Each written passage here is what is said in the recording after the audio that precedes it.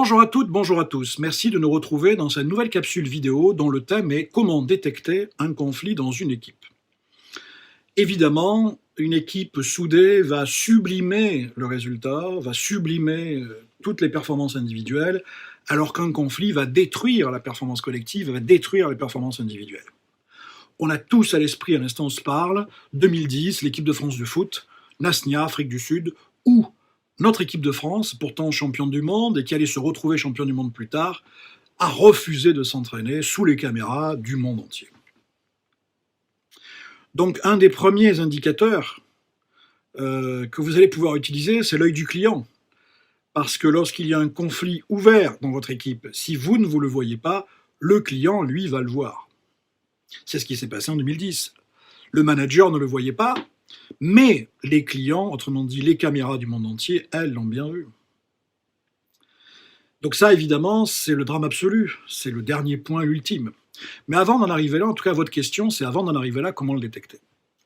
Ce qu'il faut savoir, c'est qu'il existe plusieurs types de toxines dans une équipe. Donc le blâme, l'engueulade, les conflits, évidemment, ça va se voir. Quand les gens vont s'engueuler, vous allez le percevoir.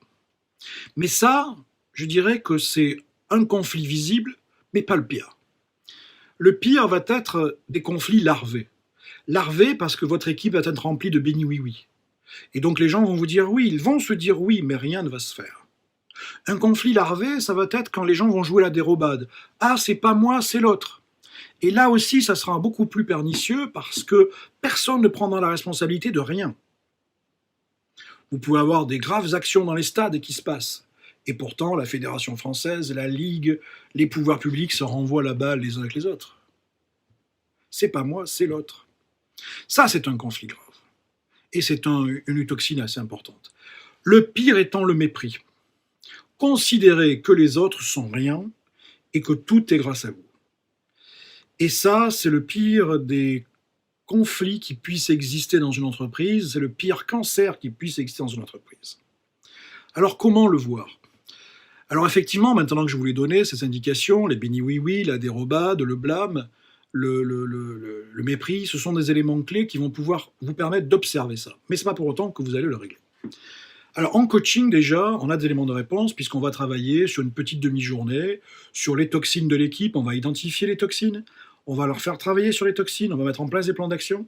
Donc ça, c'est des choses qui peuvent être traitées sur du collectif, à condition que toute l'équipe soit là, bien évidemment. Parce que s'il manque un élément de l'équipe, ben, c'est pas l'équipe. Donc quand on travaille de cette façon-là, c'est que tous les éléments de l'équipe sont présents, on les fait travailler pour identifier les toxines collectives, les toxines individuelles, et le plan d'action que l'on peut mettre en œuvre. Donc ça, c'est quelque chose qui existe, donc on peut les identifier de cette façon-là, et on peut les régler.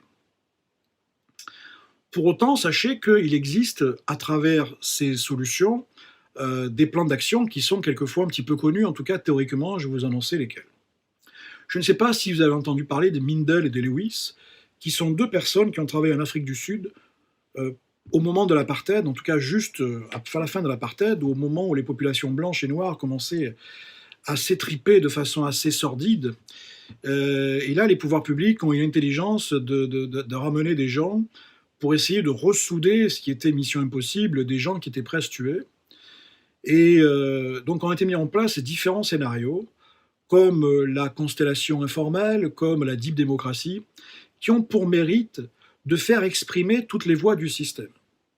Et cette mécanique, qui est une mécanique parfaitement huilée et qui fonctionne merveilleusement bien, est une mécanique qui permet en fait à exprimer toutes les minorités, à faire exprimer tous les éléments que votre équipe pense, de façon majoritaire, mais aussi de façon minoritaire.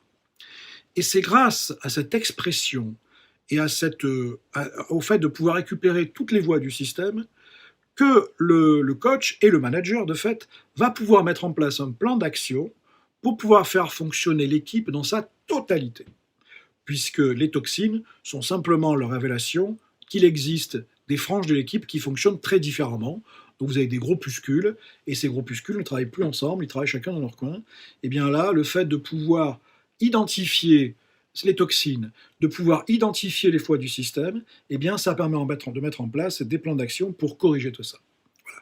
Donc si demain vous constatez que votre équipe a des conflits ouverts, a des conflits fermés, que vous percevez ces conflits fermés, mettons en place ce travail collectif qui va vous permettre, qui va nous permettre, un, de diagnostiquer, deux, de répondre à la majorité des points, et une fois que vous les connaissez, de pouvoir les animer, cette fois en tant que manager.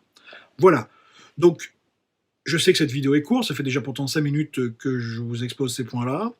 Avec quoi vous repartez de cette vidéo?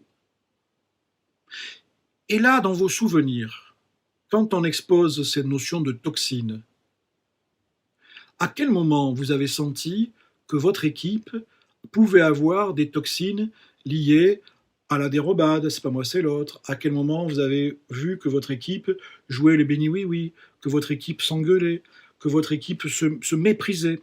À quel moment vous vous souvenez de tout ça? Et vos clients, ils en disent quoi? Voilà. Voilà les petites indications que je vous propose d'observer, d'annoter et de se dire, bah voilà, maintenant je vois ça, puis on fait quoi?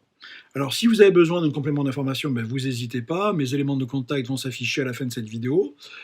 Donc, soit on va se revoir de cette façon-là, soit alors, vous allez pouvoir me retrouver dans une prochaine capsule vidéo liée à un des thèmes que vous connaissez, le coaching, la formation, le recrutement, le management, le commerce. En tout cas, toujours lié à la vie d'entreprise et toujours lié aux ressources humaines. Je vous remercie de votre écoute. Si vous avez aimé, vous likez. Si vous avez aimé, vous abonnez. Et moi, je reste à votre disposition.